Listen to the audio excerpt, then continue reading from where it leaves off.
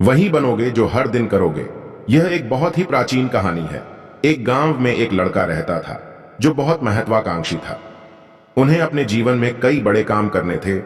इसी वजह से गांव के कई लोग उन्हें पसंद करते थे और उसकी बहुत प्रशंसा भी की, क्योंकि वह बहुत मजबूत, मेहनती और बुद्धिमान था। उसकी मेहनत और लगन देखकर सभी गांव वालों को यही लगा कि यह लड़का जरूर कुछ बड़ा करेगा।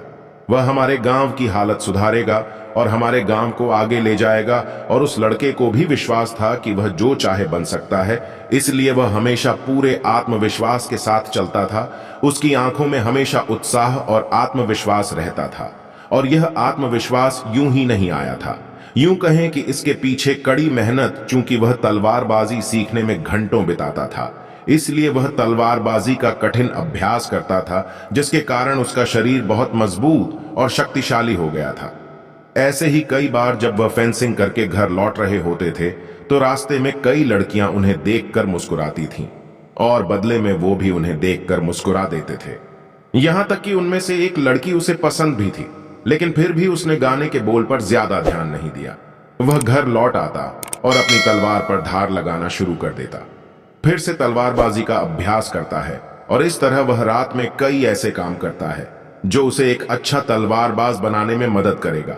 अब यह उसका नियम बन गया था। ऐसी ही एक अंधेरी रात में वह लालटेन जलाकर अपनी तलवार पर धार लगा रहा था। तभी अचानक उसे पीछे से धीमी आवाज सुनाई देने लगी। यह आवाज उसका नाम पुकार रही थी। जैसे ही लड़का यह आवाज सुनता है, वह तुरंत हमला करने के लिए तलवार लेकर खड़ा हो जाता है। जैसे ही वह पीछे मुड़ता है तो देखता है कि वहां कोई इंसान नहीं है, बल्कि कोई सफेद और लाल चीज हवा में उड़ रही है। यह सफेद और लाल रंग की उड़ने वाली चीज एक आत्मा है, जिसे आप भूत भी कह सकते हैं। यह आत्मा दिखने में बहुत अजीब थी, क्योंकि वह न तो महिला की तरह दिखती थी और न ही पुरुष की तरह।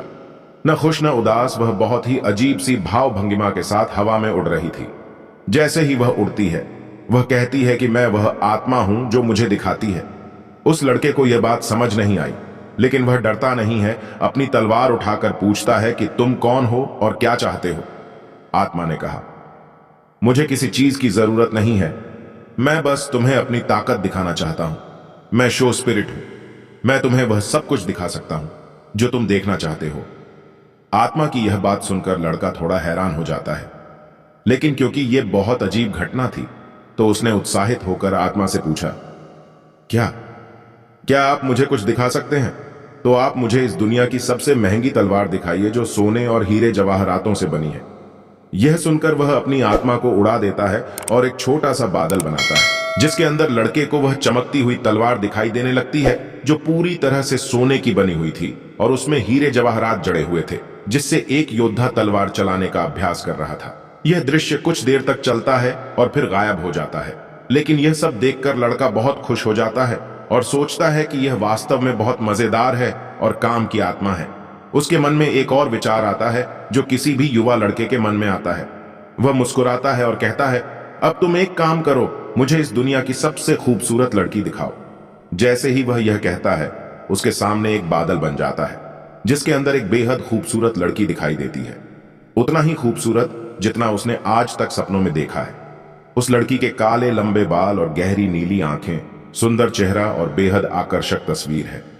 यह देखकर जवान लड़का दंग रह जाता है, या यूं कहें कि उसकी आंखें खुली की खुली रह जाती हैं। वह अगले कुछ मिनटों तक उस लड़के को देखता रहता है। फिर अचानक वह तस्वीर और वह बादल उसकी आंखों के सामने से गायब हो जाते हैं, जिससे उस लड़के को बहुत बुरा लगता है। थोड़ी देर बाद लड़के को होश आता है। वह उस आत्मा से कहता है कि तुम एक काम करो, तुम मुझे दुनिया का सबसे ताकतवर योद्धा दिखाओ। यह सुनकर वह आत्मा फिर से एक बादल बन जाती है, जिस पर एक बहुत शक्तिशाली योद्धा का चित्र था। वह बहुत लंबा, चौड़ा, शक्तिशाली और खतरनाक लग रहा था, जो एक एक करके सभी अन्य योद्धाओं को मार रहा था। वह लड़का उस योद्धा की ताकत और तलवारबाजी से बहुत प्रभावित होता है और मन में सोचता है कि एक दिन मैं भी उसके जैसा योद्धा बनूंगा। अब ये सब चीजें देखने के बाद लड़का उस आत्मा से कहता है, बहुत हो गया, मैंने बहुत कुछ देखा है, अब आप यहां से जा सकते हैं। इतना कहने के बाद लड़का वापस अपनी तलवार की धार तेज करने में लग जाता है और अपने काम पर वापस चला जाता है।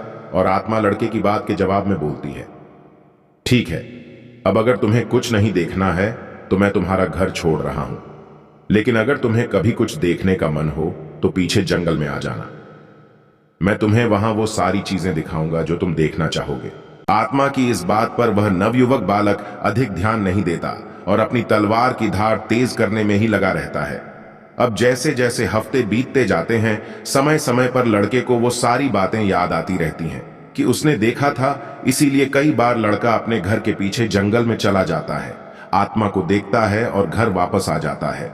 लेकिन एक दिन तलवारबाजी की प्रैक्टिस के बाद जब लड़का बहुत थक जाता है तो वह सोचता है कि चलो आज देखो, मैं आत्मा के पास गया और अपनी सारी इच्छाएं बताने लगता है। वह कभी दुनिया की सबसे खूबसूरत जगह देखता है, अलग अलग मौसम देखता है, वह अपने कुछ दोस्तों को देखता है जो उसके साथ नहीं है, और कभी कभी बहुत सारी खूबसूरत लड़कियों को अलग अलग चीजों में देखता है।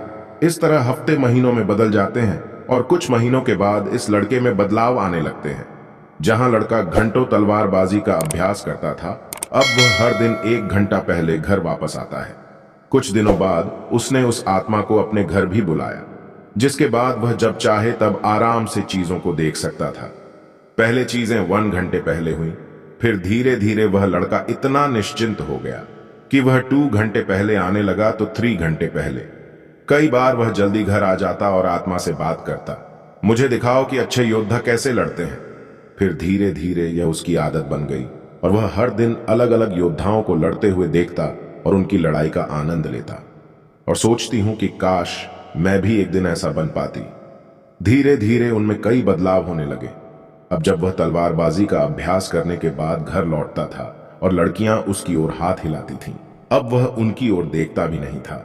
वह उन्हें पूरी तरह से अनदेखा कर देता था, क्योंकि अब उसने बहुत सारी खूबसूरत लड़कियां देखी थीं कि वह भी सोचने लगा था कि काश उसे भी एक दिन उनके जैसी लड़की मिल जाए। और जिस दिन उसे ऐसी लड़की मिल जाएगी तो वह उससे ही शादी करेगा और वह उसके साथ वही रहेगा जिसके वह हकदार है। कई बार वह आत्मा से कहता है कि उस समय दुनिया में जो लड़ाई चल रही थी उसे दिखाओ। वह उन्हें देखेगा और उनमें से एक को अपने नायक के रूप में चुनेगा। वह उसके लिए तालियां बजाता था और खुश होता था, और अगर उसका हीरो हार जाता था तो उसे उसके लिए दुख भी होता था। उसके बाद मैं किसी और को उसका हीरो बना देता हूं और उसकी लड़ाई देखता हूं और उसका हौसला बढ़ाता हूं। अब उसे यह सब करने में बहुत मजा आने लगा। उन्हें इसमें इतना आनंद आने लगा कि अब उन्होंने तलवारबाजी का अभ्यास करने का समय बहुत कम कर दिया है। अब वह कभी कभी अपने घर आता और अपनी तलवार पर धार लगाता, और कुछ महीनों के बाद उसने धीरे धीरे अपनी तलवार पर धार लगाना छोड़ दिया। कई वर्ष बीत गए और उसकी तलवार वैसे ही पड़ी रही और धीरे धीरे इसमें जंग लगना शुरू हो गया। लेकिन उसे इससे कोई फर्क नहीं पड़ता था, क्योंकि वह आनंद जब चाहे कुछ भी देख सकता था और खुश हो सकता था। क्योंकि जैसे जैसे समय बीतता गया, ऐसा नहीं था कि यह सिर्फ मनोरंजन था। अब धीरे धीरे उसे अन्य महान योद्धाओं से ईर्ष्या होने लगी, क्योंकि वह उन्हें देखता है और स्वयं को देखता है। उसे बहुत दुख होगा क्योंकि वह बहुत कमजोर हो गया था, जबकि अन्य लोग बहुत शक्तिशाली थे। एक समय के बाद उसे लगने लगा कि वह कभी महान योद्धा नहीं बन सकता, और जो बन रहे हैं वो उससे अलग हैं। उनमें कुछ खास है, उनके पास बहुत सी ऐसी चीजें हैं जो उनके पास नहीं है, इसलिए वो कभी अच्छे योद्धा नहीं बन पाएंगे। इसलिए अब तक जिन लोगों को वो अपना हीरो मानते थे, उनसे वो ईर्ष्या करने लगे। उन्हें गालियां देने लगा और उनमें गलतियां निकालने लगा। अगर वह कभी दौड़ने भी जाता तो अच्छे से नहीं दौड़ पाता। उसका शरीर बहुत भारी हो गया था और उसकी तलवार और ढाल का वजन भी भारी लगने लगा था। उनकी चपलता और तलवारबाजी कौशल भी कम होने लगे थे। ऐसे ही कुछ साल और बीत गए और लड़के ने अपने बड़े सपने देखना छोड़ दिया। अब वह योद्धा नहीं बनना चाहता था। अब वह उस आत्मा की मदद से बार बार कोई युद्ध देखता है और उनसे लड़ने की कोशिश करें, भले ही उसकी उम्र 30 वर्ष से अधिक हो। वह अकेला है, अपने जीवन से परेशान है, लक्ष्यहीन है और उसके जीवन में कुछ भी अच्छा नहीं है। एक रात वह अपने कमरे में बैठा हुआ था और जैसे ही रात के 12 o'clock बजे, कोने में बैठी आत्मा अचानक जोर जोर से हंसने लगी। उस आदमी ने उसे देखा और चौंक गया। पिछले 10 सालों में आज तक आत्मा ने अपनी कोई भी भावना व्यक्त नहीं की थी। वह बस एक गुलाम की तरह चुपचाप उसकी हर बात मान रही थी। लेकिन आज वह हंस रही थी, और आज 10 साल बाद उसने कुछ ऐसा कहा जिसे सुनकर वह आदमी एकदम सन्न रह गया। आत्मा ने कहा, अब मेरा यहां का काम समाप्त हो गया, मेरा उद्देश्य पूरा हो गया। डरते हुए उस आदमी ने पूछा, आप क्या कह रहे हैं? यह सुनकर आत्मा फिर जोर जोर से हंसने लगी और कहा कि अब मुझे वो राज जरूर बताना चाहिए जो मैंने पिछले 10 साल से तुमसे छिपा कर रखा था। असल में मैं एक शैतान हूं और इस दुनिया में सभी बुराइयों की जड़ हूं। एक राक्षस आज रात इस गांव पर हमला करेगा और भविष्यवाणी में कहा गया है कि आपका जन्म उस राक्षस को नष्ट करने के लिए हुआ है। आप इस दुनिया के सबसे महान योद्धाओं में से एक बन सकते थे। आप वह योद्धा थे जिसने हमारी बुराइयों को नष्ट कर दिया, लेकिन अब बहुत देर हो चुकी है। आप कुछ नहीं कर सकते। अब हम इस गांव में भयानक विनाश करेंगे और सभी अच्छी आत्माओं को अपने साथ ले जाएंगे। यह सब सुनकर उस आदमी के होश उड़ जाते हैं, लेकिन फिर भी वह हैरान होकर पूछता है कि तुमने 10 साल तक इंतजार क्यों किया? तुम मुझे 10 साल पहले भी मार सकते थे। तब आत्मा ने कहा, देखो, यह तो बस भविष्यवाणी में बताया गया था कि इस संसार का कोई भी राक्षस, कोई शैतान, कोई भी योद्धा तुम्हें हरा नहीं सकता। और मैं तो एक छोटी सी जान हूं, तुम्हें छू भी नहीं सकती, लेकिन अगर तुम्हें कोई हरा सके तो मैं वह आप स्वयं होंगे। इसीलिए मैंने तुमसे लड़ने के बजाय धीरे धीरे तुम्हें जहर दे दिया, तुम्हें ऐसी ऐसी कल्पनाएं दिखाई, तुम्हारे साथ ऐसे ऐसे काम किए जिससे तुम अपने लक्ष्य से भटक गए और धीरे धीरे कमजोर हो गए।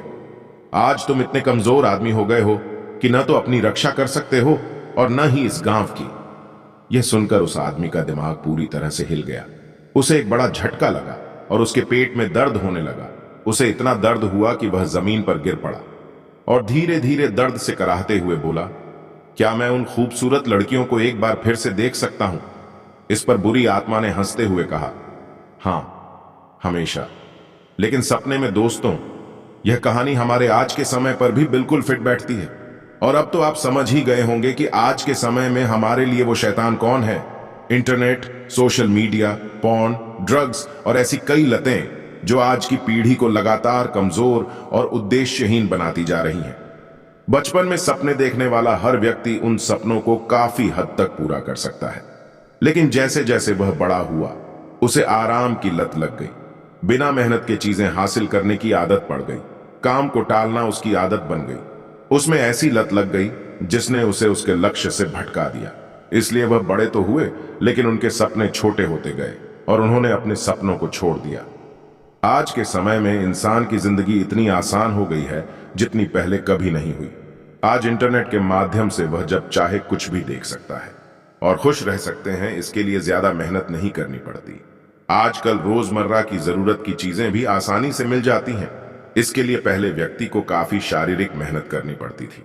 आज का आदमी इंटरनेट पर आसानी से जान सकता है कि वह क्या बनना चाहता है या उसका परिणाम क्या है, और खुश हो सकता है, जो उसके मस्तिष्क को सस्ता डोपामाइन देता है।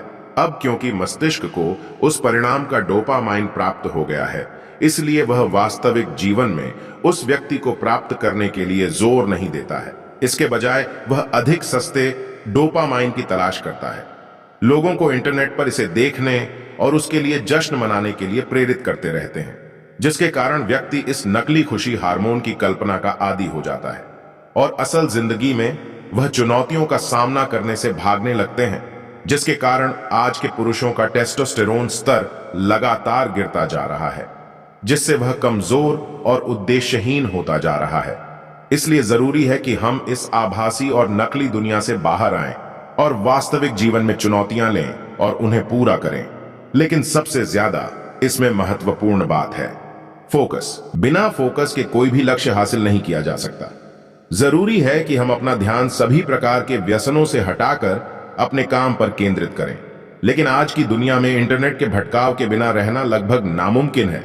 इसलिए जितना हो सके खुद को हर तरह के भटकाव से दूर रखकर अपने लक्ष्य पर ध्यान केंद्रित करने की कोशिश करें, क्योंकि भटकाव हमारे सपनों को सिर्फ अपने ही बनाकर छोड़ देता है।